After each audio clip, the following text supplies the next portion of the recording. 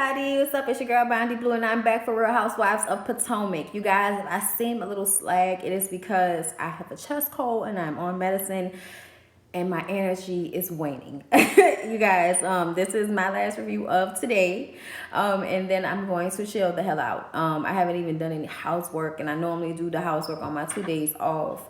And I'm just so damn tired right now. But I just had to get up and do these reviews for you guys to get them out to y'all. Because later on, I am having a conversation with Rebecca Truitt. Well, not Rebecca, y'all. Danielle Truitt from Rebel, who plays Rebecca on Rebel. Y'all know. If y'all haven't been watching my reviews, or if you haven't caught that, you guys should definitely check the show out. It's really good. And I'm so excited to talk to her today. I think I might record it. I'm not sure how I'm going to record it, but if I do, great. If not, then I'll just talk to y'all about it. But I'm excited to talk to her. And yeah, let's just get into Potomac. Okay. So, Giselle is really into Kevin. Kevin is really into Giselle, and it's cute. Karen is calling her daughter Raven. I was about to say Robin. Calling her daughter Raven, who is not answering her because she has a life now, and Karen needs to find one, as we told her last season. So it's nice to see that the same problems exist. Charisse and Robin visit Ashley's empty restaurant. Michael still doesn't want her to change that menu, so yeah, it's empty. They talked about Katie. Y'all know Katie was the crazy model bitch. She was on there last season, but she's not on there this season because it was not a good look for her. She's doing this charity event that she's been trying to do over the past year, Casino Royale. It's coming up. Charisse was supposed to be chairperson, but Charisse found out that she wasn't the chairperson when she received the invitation that had only Katie's face on it. Picture from the reunion show. He didn't even do a photo shoot for it, bitch. Wow. Moving along. So, yeah, she just wants Charisse to bring her friends. Charisse's husband sent her the paperwork saying that he's ready for a divorce. So, yeah, that's going on. The Casino Royale event is less than expected with the ladies. Yes, she did pull it together. It was okay, but yeah, they weren't impressed at all. It seemed like something for an old folks home, to be honest. It wasn't popping. It wasn't popping. Robin came alone because Juan couldn't fit his suit. And I'm like, is that another money issue thing? This is when Robin should have just stayed her ass at home. Okay, if my husband can't come, we're not going. I'm just saying, because having to explain to everybody that he couldn't fit into the one tux that he has left, I don't know if I want to explain that to everybody.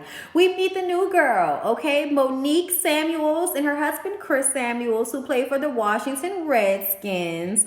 He's retired, but still has bank. They have 4 homes, okay? And we're happy to tell you about the 4 homes that they own. They're paid. She has an assistant that she pays to just go around with her like an extra cell phone, bitch, okay? It's lovely, okay? It's very lovely. I like Monique. I think Monique gives off good energy, real energy. Like, yeah, I'm paid now, bitch, but don't get it twisted. I'm still very much Monique from Jersey, okay? She and Charisse are friends. They met at a charity event and it clicked. And I'm like, oh, good, you're clicking with one of the faces of Charisse, okay? Because the bitch just gives off different energy to everybody. I don't know, I don't get it. I like Charisse this episode, but this season, but even this episode, I feel like she's still giving off this like bougie, tangy ass feel that I'm not, it's too appetizing for me. Giselle is slaying in a lace jumpsuit when she shows up, and she's just like, I'm going to ignore Charisse and her new wig. Since their alleyway conversation didn't go too well, they're still not seeing eye to eye on who said what and why they said it and all of that bullshit. Moving along. You guys, there was a tribute to the Jackson 5. I didn't understand the tribute. But it's for the kids. It's for the kids. So we're going to be like, yeah, it's for the kids. But yeah, it was strange. Strange and fantastic, because now we can talk about how terrible Katie's event was. Thank you. Thank you, Katie. Appreciate you. Terrible event. All right, so Kevin brings Giselle a nice gift on their date. Apparently he is close to her mother. Like I said last review, they've known each other for years. And their relationship is really like just coming around the way back to you type of situation, because he says that the last relationship he was in, They were at a concert and he saw Giselle and they just said hey and hey, very cordial, went along their ways. They were actually sitting right in front of, sitting the rows right vertically from one another. Is that vertical? Is that horizontal? I can't remember. Either way, they were sitting in front of Giselle and whoever she was with, okay? And the girl was insecure and aggravated Kevin for a whole week after that about who Giselle was and how he knew her. And it's because Giselle is so gorgeous, okay? And Giselle is like, Kevin is winning points. Kevin is winning points. And I'm like, good. He seems down to earth. He seems like a nice guy. I get tired of like these snooty rich guys that look like you probably would not fuck with him if y'all was both poor, okay? But they look like they would probably fuck with each other if they was both poor. Not one or the other, but both, okay? That's how you gotta look at it. Would I fuck with him if we were both poor? You know what I'm saying? That's how you gotta look at it. Moving along, you guys. Robin goes over to Karen's house to play pool and to talk about how to bring Giselle and Charisse back together again. While in conversation, we trying not to focus on Robin's new very small house that can fit inside the basement of Karen's huge house that she's still about to sell, though. Apparently, that's going to be a huge part of her storyline towards the end of the season.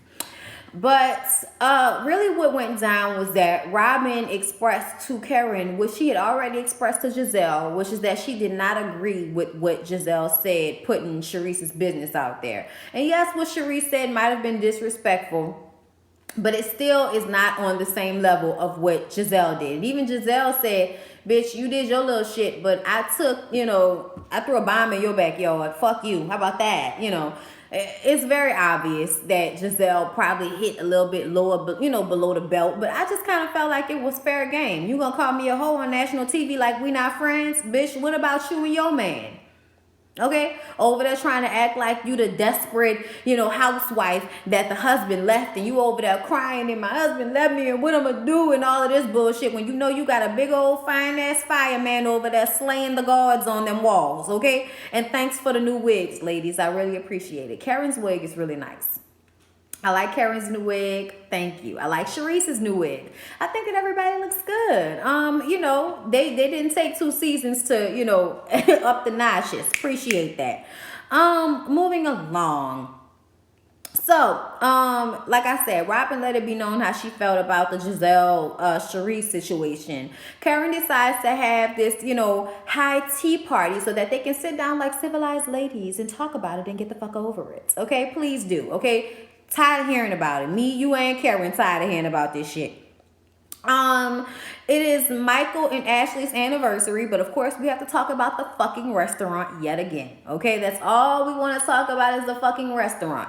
And I wish he would just say it's not gonna make money unless you let me change the menu. But until you let me change the menu, then the money problems are the fucking money problems, and I'm not about to stop my life for it. Okay, it's very annoying. She says that during the opening and just dealing with this restaurant during this time in their relationship, he has really started to judge her. And I'm like, why? It's his fault. I'm just saying, like, nobody wants to eat that shit and you don't want to change the menu. What part of that you don't understand? What part don't you understand that people in America don't want to fucking eat emu, okay? Replace it with chicken, pork, and beef, and then we'll talk, and some seafood. But if you're not going to do that, shut the fuck up about the restaurant, okay? Just seriously, get over it already. Y'all, anyway, Monique invited Robin and Charisse to work out with her. Cause these desperate housewives gotta keep their shit tight, okay, for these, these young bitches that be trying to get their husbands, okay? So they go and work out. And it's very strenuous, and even Robin, who is athletic, is struggling, but nobody is struggling more than Charisse's ass, okay? After the workouts, Monique's assistant, who she pays to work out with her, comes to them with, champagne and fruit inside the champagne. Apparently, she brought it with her. I'm like, ooh, I like her. I would be her friend. Bitch, you bought alcohol with fruit in it after we worked out? Girl, we need to hang out more often. It's ritzy, but I fucking like it. Anyway, so they just sit down and they have like a little talk. And basically what they talk about is this high tea, okay? And Robin invites Monique to the high tea. Of course, also Monique has to take this time to tell them about how, Katie's little Casino Royale was just okay for a starter plan party, but, it's nothing compared to the huge parties that she's thrown at, their 900-acre estate, where, it's completely secluded and we had live animals if you want to take pictures with the animals and, just basically flaunting that fucking money, okay? Flaunting that paper real hard, bitch. And I'm like, I don't know. I'm not mad about it. I don't think she mean any harm by it. But goddamn if I ain't jealous right now. Like, I'm going to keep it 100. I'm jealous of a rich bitch that don't have to work. I'm always jealous of that, okay? That's the life we all want, okay? Yeah, you want to work when you want to work. But to not have to work, Lord, if that ain't the blessing, if that ain't the blessing, look. I ain't even gonna get into it. Y'all, they do the little high tea thing and it's all very fabulous and it looked delicious. Okay, they were at the Williard, which is across the street from the White House. So, they got a lot of people, influential people that you don't want to be acting a fool around, walking around that hotel. So all the ladies sit down for the tea. Okay, the real tea.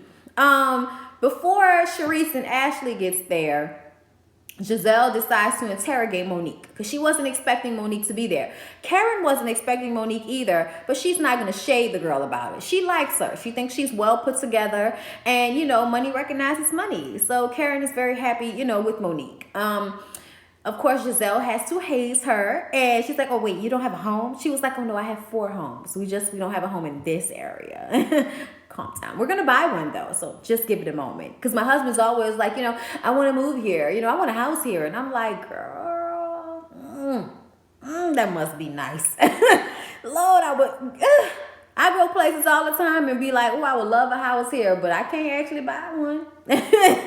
But, it's nice to see that, they got black people out here that can do it. Okay, look, happy to see you. You're not scratching and surviving good times. Anyway, what we find out about Monique is that she met her husband when she was 19 in DC. She came here after dropping out of school because she wanted to rap full time. Bitch actually has flow. Okay, you spit a little fire 16 for us right quick.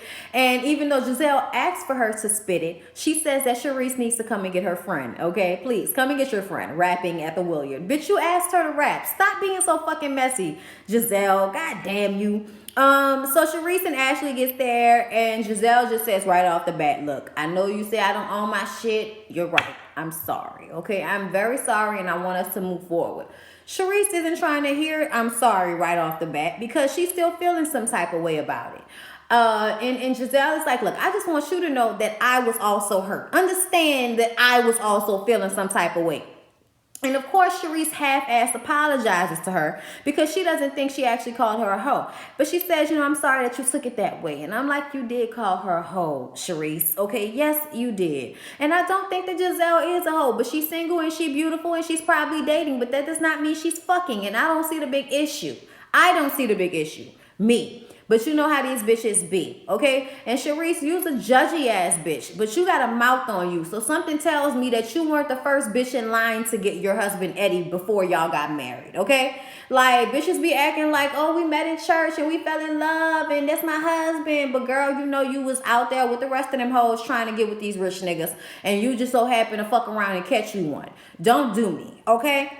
I'm just saying. Mouth. I'm just saying.